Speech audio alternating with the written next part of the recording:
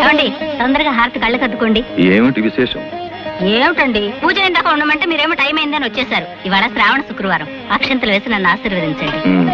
లే, ఈ స్టేషన్ పక్కనే మన క్వార్టర్స్ ఉండడం నాకు పెద్ద తలనొప్పి అయిపోయింది. ఇంతకీ ప్లాట్ఫామ్ టికెట్ కొన్నావా? ఏమిటి నేనా? నువ్వైనా సరే ఎవరైనా సరే ఎన్నిసార్లు ప్లాట్ఫామ్ మీదకి వస్తే అన్నిసార్లు టికెట్ కొనాల్సిందే. నేను కొన్ను, కావాలంటే మీరు కొనుక్కోండి. మామూలే కదా బాబు, డబ్బులు ఇచ్చేయండి. బెండకాయలు, పొట్లకాయలు, గుమ్మడికాయలు. నమస్కారం బాబు గారు.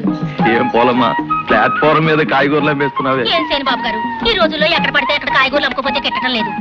నా గంప నిండా రకరకాల కాయగూరలు పేరుకెళ్ళినా అందులో లేని చూసి అడుగుతున్నారండి. పొడుగొంకాయలు తీసుకెళ్తే పొట్టొంకాయలు కావాలంటున్నారు, పొట్టొంకాయలు తీసుకెళ్తే పొడుగొంకాయలు కావాలంటున్నారు, పొట్లకాయలు పొడుగ్గా ఉన్నాయంటున్నారు, బెండకాయలు సూదిగా ఉన్నాయంటున్నారు, కాకరకాయలు సేదుగా ఉన్నాయంటున్నారు.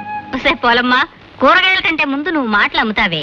మాటలు కాదమ్మగారు, ఈ మధ్య కాయగూరలు తినేవాళ్ళంతా నీసు మాంసాలు తినేస్తున్నారు. అందుకనే నా కాయగూరల బిజినెస్ పడిపోయింది. మా ఇంటి పేరు పొడుగొంకాయలైనా ఈ పొట్టోడు కట్టుకున్నాక నా బతుకు కూడా పొట్టిగానే అయిపోయింది.